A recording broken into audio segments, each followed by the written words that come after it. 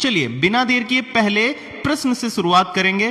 पहला प्रश्न है हमारा, उत्तर प्रदेश में सौर ऊर्जा संयंत्रों की स्थापना में नेडा की क्या भूमिका है? बताइए, उत्तर प्रदेश में जो सौर ऊर्जा संयंत्रों की स्थापना हो रही है इसमें नेडा की क्या भूमिका है? दोस्तों, नेडा का फुल फॉर्म है उत्तर प्रदेश न्यू एवं रिन्यूएबल एनर्जी डेवलपमेंट एजेंसी। इसके पहले यूपी लग जाएगा, यूपी नेडा। तो याद रखिएगा, इसका राइट आंसर हमारा हो जाएगा ऑप्शन ए, तकनीकी एवं वित्तीय सहायता प्रदान करना। जो सौर ऊर्जा संयंत्रों की स्थापना में नेडा जो है वह तकनीकी एवं वित्तीय सहायता प्रदान करती है। यह उत्तर प्रदेश सरकार की नोडल एजेंसी है जो राज्य में सौर और अन्य नवीकरणीय ऊर्जा को बढ़ावा देती है। जब कोई व्यक्ति या संस्था सोलर प्लांट लगवाना चाहती है तो नेडा जो है यह दो तरीके से मदद करती है। पहली, वित्तीय सहायता, सरकार की ओर से सब्सिडी दिलवाती है, और दूसरी तकनीकी सहायता, यानी कि प्रोजेक्ट कैसे लगेगा, ग्रिड से कनेक्शन कैसे मिलेगा, और जरूरी जो और काम है वो भी करवाती है, मार्गदर्शन करती है। ध्यान रखिएगा, नेडा सिर्फ लाइसेंस देने वाली एजेंसी नहीं है, ना ही कर संग्रह करती है, ना ही निजी कंपनियों का अधिग्रहण है। तो याद रखिएगा, तकनीक एवं वित्तीय सहायता प्रदान करती है। मोस्ट इंपॉर्टेंट प्रश्न है, याद रखिएगा। चलिए अगला प्रश्न देखेंगे। प्रश्न नंबर 2 है हमारा, उत्तर प्रदेश पंचायती राज व्यवस्था कितने स्तरों पर आधारित है? बताइए, जो उत्तर प्रदेश पंचायती राज व्यवस्था है वह कितने स्तरों पर आधारित है? तो वह है 3 स्तरों पर। दोस्तों, जो हमारा 73वां संविधान संशोधन था, 73वां संविधान संशोधन, उसके तहत 3 स्तर बनाए गए थे। पहला कौन सा था? ग्राम पंचायत। दूसरा था हमारा क्षेत्र पंचायत, और हमारा जो तीसरा था वो था जिला पंचायत। तो कितने स्तर? 3 स्तर बनाए गए थे हमारे 73वां संविधान संशोधन में। और इसका उद्देश्य जो था वह था ग्रामीण क्षेत्रों में स्थानीय सुशासन और विकास सुनिश्चित करना। इनके जो चुनाव हैं वो हर 5 साल में राज्य चुनाव आयोग द्वारा कराए जाते हैं। याद रखिएगा, इंपॉर्टेंट प्रश्न है ये भी। इसमें से एक प्रश्न आपकी परीक्षा में आ सकता है। चलिए अगला प्रश्न हमारा, प्रश्न नंबर 3, नगर निगम की आय का मुख्य स्रोत क्या है? बताइए, नगर निगम की आय का मुख्य स्रोत क्या है? तो दोस्तों, नगर निगम की जो आय है उसका मुख्य स्रोत है संपत्ति कर।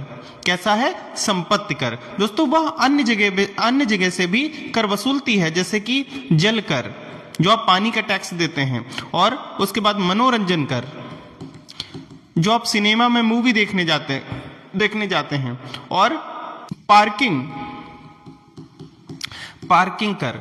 ये सब कर कौन वसूलती है? तो नगर निगम वसूलती है। और इसकी जो आय है इसका मुख्य स्रोत क्या है? तो संपत्ति कर है। याद रखिएगा, इंपॉर्टेंट प्रश्न है।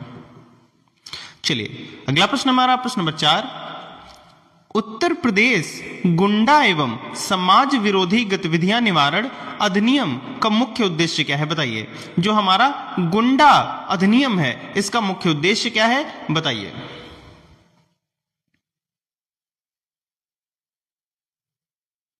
इसका राइट आंसर है हमारा ऑप्शन ए, समाज में कानून व्यवस्था बनाए रखना। क्या है इसका मुख्य उद्देश्य? तो वह है समाज में कानून व्यवस्था बनाए रखना। चलिए अगला प्रश्न हमारा, प्रश्न नंबर 5, अग्नि सुरक्षा अधिनियम के अंतर्गत निरीक्षण का अधिकार किसे प्राप्त है? बताइए, अग्नि सुरक्षा अधिनियम के अंतर्गत जो निरीक्षण है उसका अधिकार किसे प्राप्त है? बताइए। इसका राइट आंसर है हमारा ऑप्शन ए, अग्निशमन अधिकारी को। किसे? अग्निशमन अधिकारी को इसके निरीक्षण का अधिकार है। चलिए अगला प्रश्न हमारा, प्रश्न नंबर 6, विधान परिषद के सदस्यों का कार्यकाल कितने वर्ष का होता है? बताइए, कितने वर्षों का होता है विधान परिषद के सदस्यों का कार्यकाल? तो वो होता है 6 वर्ष का। कितने वर्ष का होता है? 6 वर्ष का। दोस्तों, विधान परिषद जो है एक स्थायी सदन है। स्थायी सदन है। स्थायी सदन होने का मतलब है कि इसके सदस्य जो हैं हर दूसरे वर्ष 1/3 सदस्य रिटायर यानी कि सेवानिवृत्त हो जाते हैं। विधान परिषद जो है उत्तर प्रदेश में इसकी सीटें कितनी हैं? तो विधान परिषद की सीटें हैं 100। अगर मैं बात करूं विधानसभा की सीटें कितनी हैं, तो विधानसभा की सीटें हैं 403। और अगर बात करूं लोकसभा की सीटें कितनी है उत्तर प्रदेश में, तो वो है 80। अगर मैं बात करूं राज्यसभा की सीटें कितनी है उत्तर प्रदेश में? तो वो है 31। याद रखिएगा 1/3 सदस्य हर दूसरे वर्ष रिटायर हो जाते हैं, क्योंकि ये स्थायी सदन है। स्थायी सदन होने का मतलब है कि ये जो सदन है ये कभी भंग नहीं होता है और हर दूसरे वर्ष नए लोग आते रहते हैं। तो याद रखिएगा ये बहुत इंपॉर्टेंट प्रश्न है, बहुत ही इंपॉर्टेंट प्रश्न है, याद रखिएगा। चलिए अगला प्रश्न देखते हैं, प्रश्न नंबर 7। धन विधेयक मनी बिल पहले किस सदन में प्रस्तुत किया जाता है? बताइए। जो धन विधेयक है, मोस्ट इंपॉर्टेंट प्रश्न है, याद रखिएगा। जो धन विधेयक है मनी बिल पहले किस सदन में प्रस्तुत किया जाता है? तो वह किया जाता है विधानसभा में। किसमें? विधानसभा में। विधान परिषद में नहीं किया जाता है। विधान परिषद जो है वह ना ही इसे अस्वीकार कर सकती है ना ही संशोधित कर सकती है, सिर्फ 14 दिनों तक रोक सकती है या सुझाव दे सकती है। और ये जो धन विधेयक है यह विधान परिषद में पेश करने से पहले जो हमारे राज्यपाल होते हैं उनकी रिकमेंडेशन जरूर चाहिए होती है, यानी कि सलाह जरूर चाहिए होती है। चलिए अगला प्रश्न देखते हैं, प्रश्न नंबर 8। उत्तर प्रदेश का विधानमंडल किस प्रकार का है? बताइए। उत्तर प्रदेश का विधानमंडल जो है वह किस प्रकार का है? मोस्ट इंपॉर्टेंट प्रश्न है, मोस्ट इंपॉर्टेंट प्रश्न। उत्तर प्रदेश का जो विधानमंडल है वह किस प्रकार का है? तो वह है द्विसदनीय। कैसा है? द्विसदनीय, यानी कि हमारे यहां विधान सभा भी है और विधान परिषद भी है। दोस्तों विधान परिषद सिर्फ भारत के सिर्फ 6 राज्यों में है। वह 6 राज्य कौन कौन से हैं? तो वह हमारा सबसे पहला उत्तर प्रदेश, दूसरा महाराष्ट्र, कर्नाटक, बिहार, आंध्र प्रदेश और तेलंगाना। ये 6 राज्य हैं जहां पर विधान परिषद है और सबसे ज्यादा सीटें जो हैं विधानसभा की, विधान परिषद की सॉरी, वो हमारे उत्तर प्रदेश में ही हैं। अभी मैंने आपको बताया था कितनी सीटें हैं, 100 सीटें हैं। और विधानसभा की कितनी सीटें हैं ये आप लोग अभी कमेंट करके बताओ, मैंने अभी आपको बताया था। और ये जो विधान परिषद है यह उच्च सदन है और जो विधानसभा होता है यह निम्न यानी कि निचला सदन होता है, याद रखिएगा। और ये जो विधान परिषद है यानी कि जो ये द्विसदनीय व्यवस्था है, इसकी शुरुआत भारत सरकार अधिनियम 1935 के तहत वर्ष 1937 में की गई थी उत्तर प्रदेश में। चलिए अगला प्रश्न देखेंगे, प्रश्न नंबर 9। भारत सरकार अधिनियम 1935 का मुख्य उद्देश्य क्या था? बताइए। जो भारत सरकार अधिनियम है उसका 1935 का मुख्य उद्देश्य क्या था? दोस्तों मोस्ट इंपॉर्टेंट प्रश्न, मोस्ट इंपॉर्टेंट प्रश्न है ये। जो भारत सरकार अधिनियम 1935 था, इसका मुख्य उद्देश्य जो था वह था प्रांतीय स्वायत्तता प्रदान करना। क्या था? प्रांतीय स्वायत्तता प्रदान करना। इसका मतलब क्या है? इसका मतलब है जो हमारे यहाँ इससे पहले द्वैध शासन चल रहा था, जो द्वैध शासन प्रांतों में लागू था, उसको समाप्त करना और उन्हें स्वायत्त इकाई के रूप में कार्य करने की अनुमति देना था। दोस्तों याद रखिएगा, मोस्ट इंपॉर्टेंट प्रश्न है, दोबारा मैं बोल रहा हूं। 1935 का अधिनियम जो है, इससे एक प्रश्न आपकी परीक्षा में पूछा ही जाएगा, याद रखिएगा। चलिए अगला प्रश्न हमारा, प्रश्न नंबर 10। भारत सरकार अधिनियम 1935 के तहत मताधिकार किस आधार पर दिया गया था? जो भारत सरकार अधिनियम था 1935 का, उसके अंतर्गत उसके तहत मताधिकार किस आधार पर दिया गया था? मोस्ट इंपॉर्टेंट प्रश्न ये भी है, ये भी हमारा मोस्ट इंपॉर्टेंट प्रश्न है, याद रखिएगा। जो भारत सरकार अधिनियम 1935 था उसके अंतर्गत जो मताधिकार था वह संपत्ति एवं शिक्षा के आधार पर दिया गया था। कैसे? संपत्ति एवं शिक्षा के आधार पर। जो सार्वभौमिक वयस्क मताधिकार था ये तो हमारा जब 1950 हमारा संविधान लागू हुआ, 1950 जब हमारा संविधान लागू हुआ तब मिला था, जिसमें सारे जो वयस्क लोग थे उनको वोट डालने का अधिकार था। लेकिन जो भारत सरकार अधिनियम 1935 था, इसके अंतर्गत जिनके पास एक निश्चित संपत्ति थी, जो शिक्षित थे या जो कर दे रहे थे, टैक्स दे रहे थे, उन्हीं को जो है वोट देने का अधिकार थे, और ये भारत में लगभग 10 से 14% लोग ही थे। इस तरीके के 10 से 14% ही लोग जो थे वही वोट देने के अधिकारी थे, वोट देने का अधिकार रखते थे, याद रखिएगा। जो हमें वयस्क मताधिकार मिला सार्वभौमिक, वो कब मिला? 1950 का, जब हमारा संविधान लागू हुआ उसके बाद। चलिए अगला प्रश्न हमारा प्रश्न नंबर 11। ललितपुर जिले का प्रसिद्ध ऐतिहासिक स्थल जो देवगढ़ है किससे संबंधित है? बताइए। जो देवगढ़ ऐतिहासिक प्रसिद्ध ऐतिहासिक स्थल देवगढ़ जो है, आपने कई बार सुना होगा, वह किससे संबंधित है? यह है कहां पर? तो ललितपुर जिले में है। और यह है किससे संबंधित? यह गुप्त वंश से संबंधित है। किससे है? गुप्त वंश से। और दोस्तों भारत का नेपोलियन, जो भारत का नेपोलियन, पहली बात आप बताइए किसे कहते थे? उसका संबंध जो है गुप्त वंश से ही था, वह गुप्त वंश से था। किसे कहते थे? इसका आंसर आप लोग कमेंट करके बताओ। चलिए अगला प्रश्न हमारा प्रश्न नंबर 12। फैजाबाद जिले का नया नाम क्या है? बताइए। जो फैजाबाद है, जो फैजाबाद था सॉरी, उस जिले का अब नया नाम क्या रखा गया है? बताइए।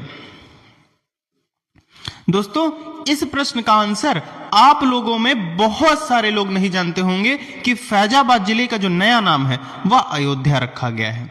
दोस्तों अयोध्या का पुराना नाम फैजाबाद था। इसमें बहुत सारे ऐसे लोग हैं जिनको ये नहीं पता था।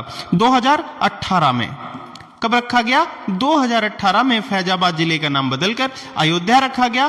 किसकी सरकार है? योगी आदित्यनाथ जी की सरकार में यह नाम बदला गया। और इसके साथ जो नाम बदले गए हैं उनकी सूची इस प्रकार है। इलाहाबाद, इलाहाबाद, इसका नाम रख दिया गया प्रयागराज। मुगल सराय, इसका नाम पंडित दीनदयाल उपाध्याय, पंडित दीनदयाल उपाध्याय नगर। जो छत्रपति साहू जी महाराज नगर था उसका नाम अमेठी रखा गया। जो संत रविदास नगर था उसका नाम भदोही रखा गया। याद रखिएगा, इंपॉर्टेंट हो सकते हैं। चलिए अगला प्रश्न हमारा प्रश्न नंबर 13। कासगंज जिले का पूर्व नाम क्या था? बताइए। कासगंज जो जिला है इसका पूर्व नाम क्या था? तो वह था एटा, और यह व्युत्पत्ति के आधार पर है। बाद में इसका नाम जो है काशीराम नगर, काशीराम नगर से कासगंज किया गया, कासगंज किया गया, याद रखिएगा। चलिए अगला प्रश्न देखते हैं प्रश्न नंबर 14। MSME का पूर्ण रूप क्या है? बताइए। जो MSME है इसका पूर्ण रूप क्या है? तो दोस्तों इंग्लिश में अगर इसे लिखेंगे तो micro small and medium enterprises, ये इसका इंग्लिश में नाम है। अगर इसको हम हिंदी में अनुवाद करेंगे तो ये हो जाएगा सूक्ष्म, लघु एवं मध्यम उद्यम। उद्यम मतलब इंटरप्राइजेस। दोस्तों ये जो क्षेत्र है ये भारत की जीडीपी में लगभग 29% का योगदान देता है। कितने?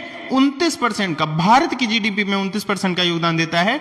और ये जो भारत सरकार ने 1 करोड़ तक के निवेश और 5 करोड़ तक के टर्नओवर वाले उद्योग को सूक्ष्म यानी कि माइक्रो श्रेणी में रखा है। याद रखिएगा, इंपॉर्टेंट हो सकता है आपके लिए।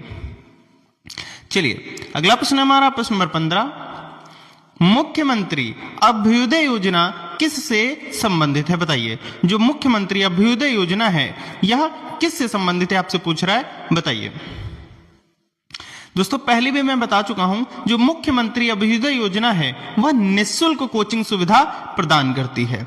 जो बच्चे ये IAS, PCS, नीट और JEE की तैयारी करते हैं उनके लिए फ्री कोचिंग प्रदान करती है हमारी जो मुख्यमंत्री अभ्युदय योजना है। दोस्तों इंपॉर्टेंट हो सकता है, इंपॉर्टेंट हो सकता है, याद रखिएगा। दोस्तों अगर आप लोग वीडियो अभी तक देख रहे हैं, दोस्तों अगर आपको वीडियो पसंद आ रही है तो वीडियो को लाइक कर दीजिएगा। चैनल पे नए हैं अगर आप तो चैनल को सब्सक्राइब कर लीजिएगा और बेल आइकन को भी प्रेस कर लीजिएगा, ऐसे और इंपॉर्टेंट प्रश्न देखने के लिए और अपनी जो तैयारी है उसको मजबूत करने के लिए। चलिए अगला प्रश्न देखेंगे, प्रश्न नंबर 16। उत्तर प्रदेश कौशल विकास मिशन का उद्देश्य क्या है बताइए। उत्तर प्रदेश कौशल विकास मिशन का जो उद्देश्य है वह क्या है, आपसे पूछ रहा है, बताइए। दोस्तों इसका राइट आंसर हो जाएगा हमारा ऑप्शन ए, युवाओं को कौशल प्रशिक्षण देना। इसका राइट आंसर जो है वह युवाओं को कौशल प्रशिक्षण देना इसका मुख्य उद्देश्य है। हमारी जो योजना है उत्तर प्रदेश की, उत्तर प्रदेश कौशल विकास मिशन, याद रखिएगा। चलिए अगला प्रश्न है हमारा प्रश्न नंबर 17। एक जिला एक उत्पाद ओडीओपी योजना किससे संबंधित है बताइए। जो ओडीओपी योजना है यानी कि एक जिला एक उत्पाद, वह योजना किससे संबंधित है, तो वह संबंधित है स्थानीय उद्योग एवं हस्तशिल्प से। किससे संबंधित है, स्थानीय उद्योग एवं हस्तशिल्प से। दोस्तों ओडीओपी योजना के तहत जो जिले हैं उनका उत्पाद क्या है, उनका उत्पादन क्या है, तो जैसे जिला ले लें आगरा, तो इनका उत्पादन क्या है, चमड़ा। कन्नौज, इसका उत्पादन क्या है, इत्र।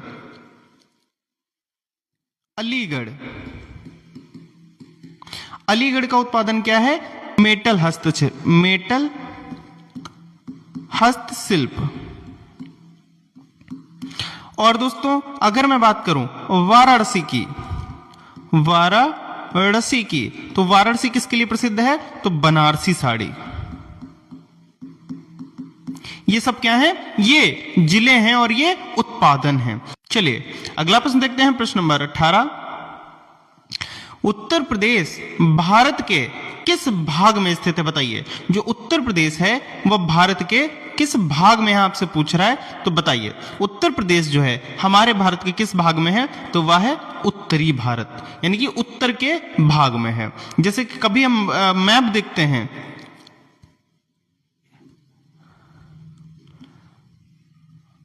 जैसे भारत का मैप है, हम लोग कहां पर हैं, यहां पर हैं, तो यहां पर कौन सा हिस्सा होगा, ये उत्तर है, ये पूरब है, ये पश्चिम है और ये दक्षिण। तो हम लोग कहां हैं, यहां पर हैं, तो यानी कि उत्तरी भारत में हैं हम लोग। चलिए अगला प्रश्न है हमारा प्रश्न नंबर 19। निर्मल भारत अभियान मुख्यतः किससे संबंधित है बताइए। जो निर्मल भारत अभियान है इसका मुख्यतः किससे संबंधित है बताइए। दोस्तों निर्मल भारत अभियान जो है यह स्वच्छता एवं शैली निर्माण से संबंधित है। किससे, स्वच्छता एवं शैली निर्माण से, याद रखिएगा। चलिए अगला प्रश्न हमारा प्रश्न नंबर 20। बीआरजीएफ योजना का उद्देश्य क्या है बताइए। जो बीआरजीएफ योजना है इसका मुख्य उद्देश्य क्या है, आपसे पूछ रहा है, बताइए।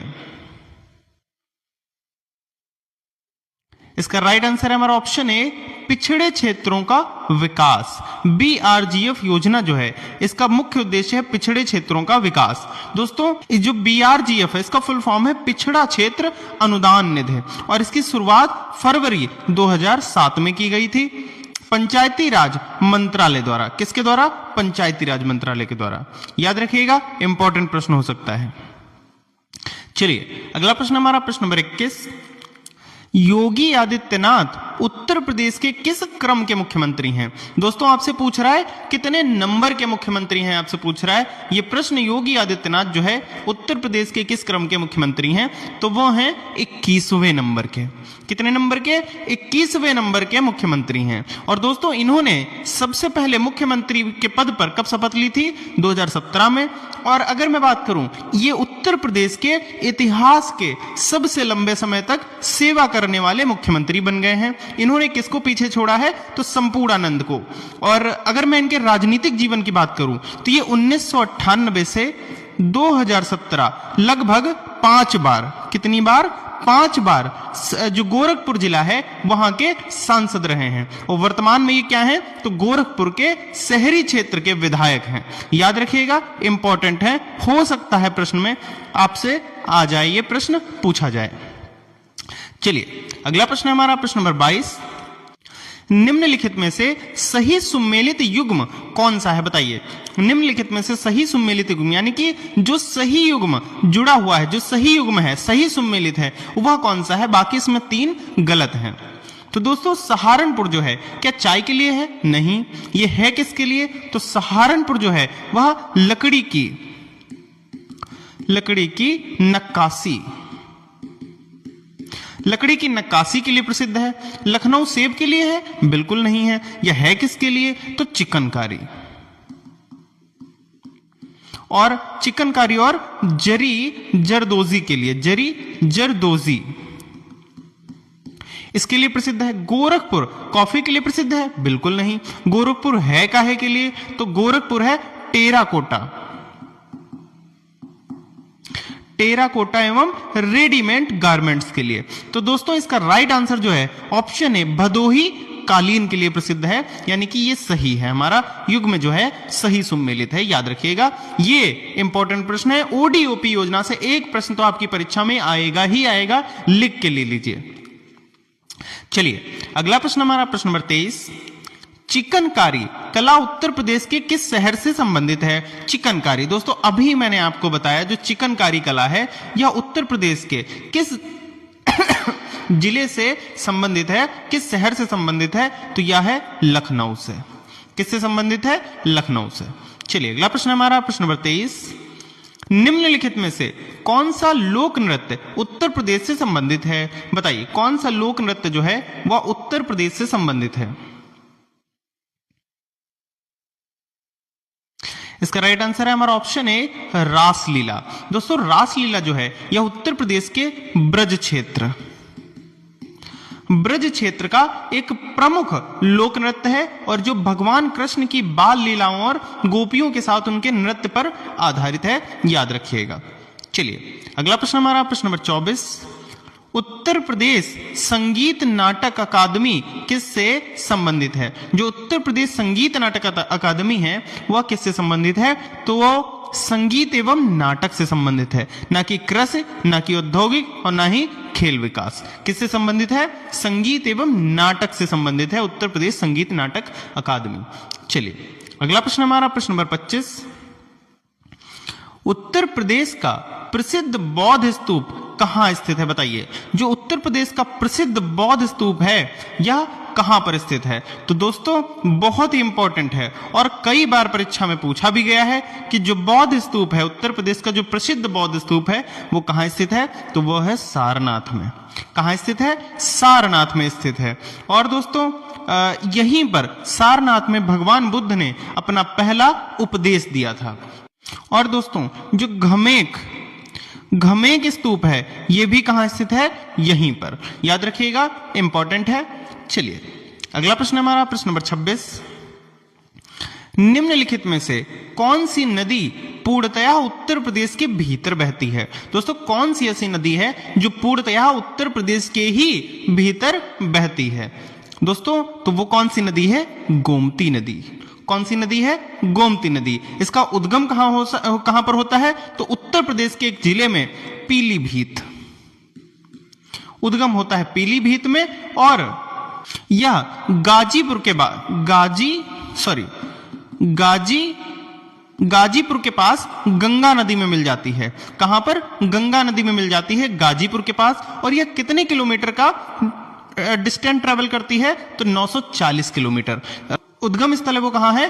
पीलीभीत, यानी कि जो हमारी फुलहार झील है, गोमत ताल जिसे बोलते हैं, वहां से होता है। और ये कहां पर गंगा में मिल जाती है? तो गाजीपुर के पास। कितने किलोमीटर डिस्टेंस ट्रेवल करती है? तो 940, याद रखिएगा, इंपॉर्टेंट हो सकता है। चलिए अगला प्रश्न हमारा प्रश्न नंबर 27। यमुना नदी उत्तर प्रदेश में किस स्थान पर गंगा से मिलती है? बताइए जो यमुना नदी है वह उत्तर प्रदेश के किस स्थान पर गंगा से मिलती है? तो दोस्तों यमुना और गंगा का जो संगम है वो कहां पर है? सबको पता है उनका संगम कहां पर है? तो प्रयागराज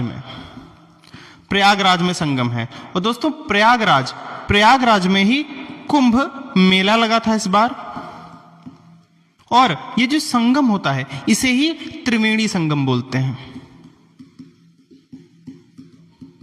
याद रखिएगा, इंपॉर्टेंट हो सकता है। चलिए अगला प्रश्न हमारा प्रश्न नंबर 28। उत्तर प्रदेश में सर्वाधिक सिंचाई किस साधन से होती है? बताइए जो सर्वाधिक सिंचाई है वह उत्तर प्रदेश में किस साधन से होती है? तो वो होती है ट्यूबवेल से। काहे से होती है?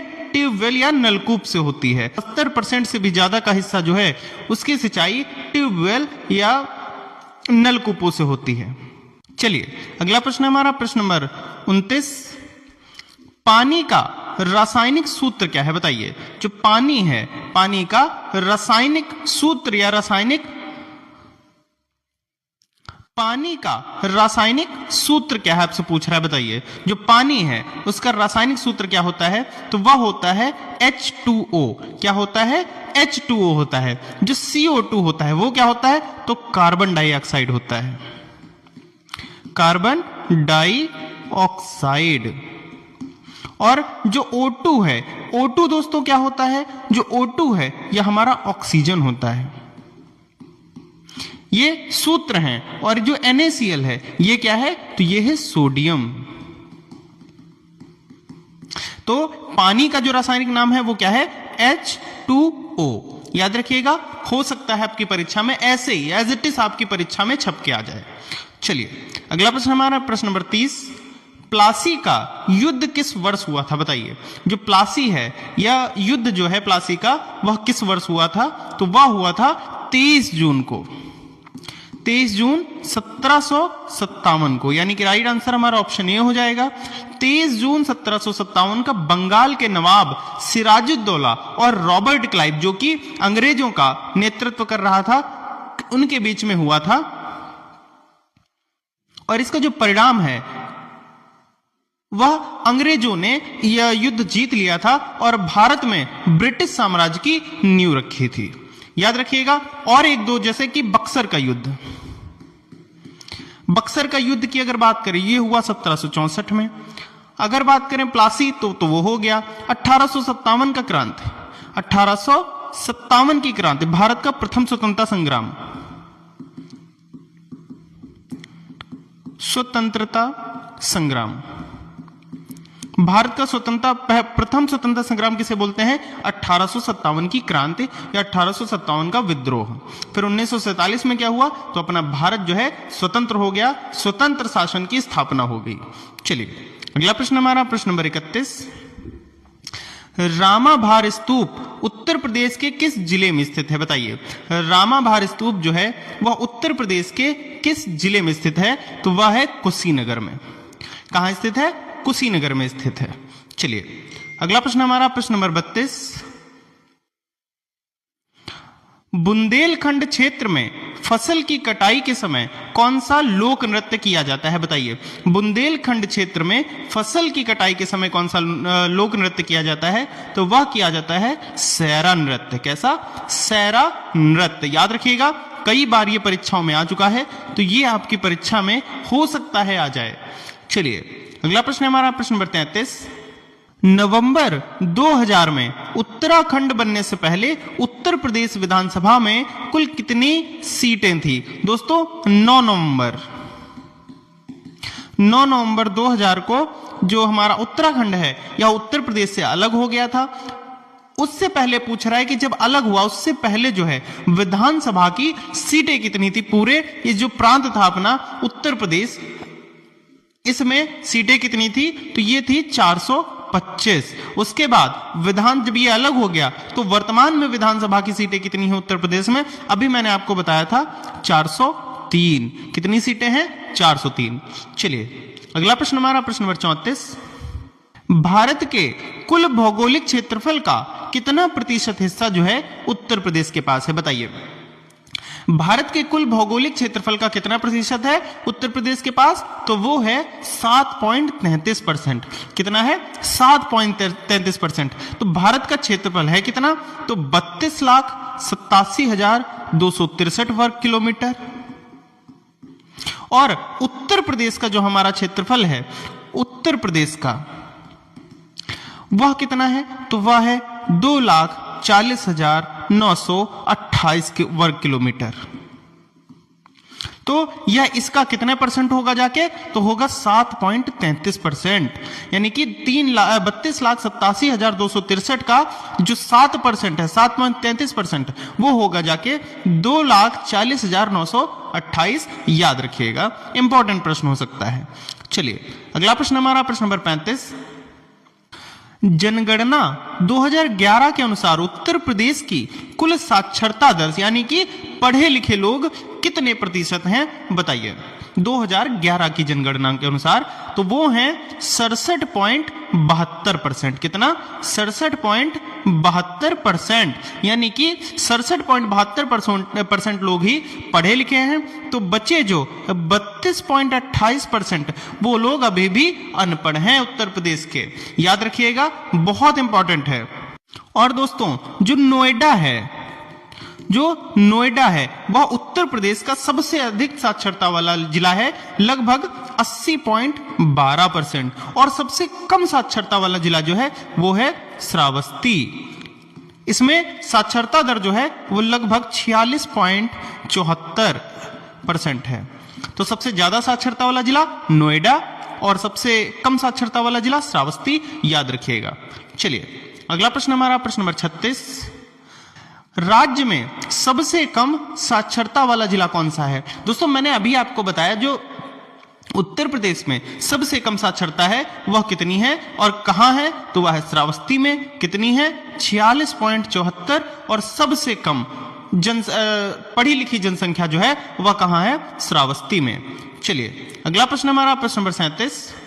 जनगणना 2011 के अनुसार उत्तर प्रदेश की कुल जनसंख्या का कितने प्रतिशत हिस्सा ग्रामीण क्षेत्रों में रहता है? बताइए, कितने प्रतिशत हिस्सा जो है वह ग्रामीण क्षेत्रों में रहता है? बताइए।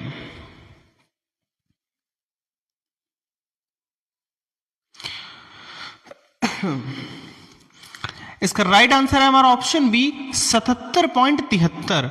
77.73% हिस्सा जो है अभी भी रूरल यानी कि ग्रामीण क्षेत्र में रहता है उत्तर प्रदेश के जनसंख्या का। चलिए अगला प्रश्न हमारा, प्रश्न नंबर 38। उत्तर प्रदेश जोत चकबंदी अधिनियम 1953, यानी कि जो चकबंदी अधिनियम है 1953 को राष्ट्रपति की स्वीकृति किस तिथि को प्राप्त हुई? यानी कि इस अधिनियम को राष्ट्रपति की स्वीकृति जो है वह कब प्राप्त हुई, जिसके बाद यह आधिकारिक रूप से कानून बन सका। कि राष्ट्रपति की जो स्वीकृति है वह कब मिली थी इस अधिनियम को? तो वह मिली थी 4 मार्च 1954 को। कब? 4 मार्च 1954 को इसको राष्ट्रपति की स्वीकृति मिली। उसके बाद यह आधिकारिक रूप से कानून बन गया था। याद रखिएगा, इंपॉर्टेंट है। चलिए अगला प्रश्न हमारा, प्रश्न नंबर 39।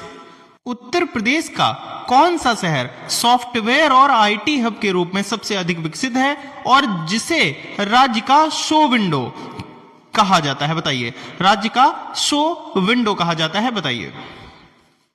दोस्तों, इसका राइट आंसर सबको पता होगा, तो इसका राइट आंसर है हमारा नोएडा। नोएडा को ही शो विंडो कहते हैं और यही शहर जो है वह सॉफ्टवेयर और आईटी हब के लिए सबसे अधिक विकसित है। चलिए अगला प्रश्न है हमारा, प्रश्न नंबर 40। उत्तर प्रदेश का कौन सा शहर रक्षा औद्योगिक गलियारे डिफेंस इंडस्ट्रियल कॉरिडोर के मुख्य केंद्र के रूप में विकसित किया जा रहा है? बताइए कौन सा शहर है? तो दोस्तों, बरेली भी है, झांसी भी है, अलीगढ़ भी है, यानी कि इसका राइट आंसर हो जाएगा उपरोक्त सभी। सारे जो शहर हैं वो रक्षा औद्योगिक गलियारे के मुख्य केंद्र के रूप में विकसित किए जा रहे हैं। याद रखिएगा, इंपॉर्टेंट है। दोस्तों, यहीं पर हमारे 40 प्रश्न कंप्लीट होते हैं। मुझे उम्मीद है ये प्रश्न आपके लिए बहुत इंपॉर्टेंट है और ये आपकी परीक्षा में सीधे सीधे काम आने वाले हैं। तो दोस्तों, अगर आपको प्रश्न अच्छे लगे हैं, वीडियो अच्छी लगी है, तो वीडियो को लाइक कर दीजिएगा।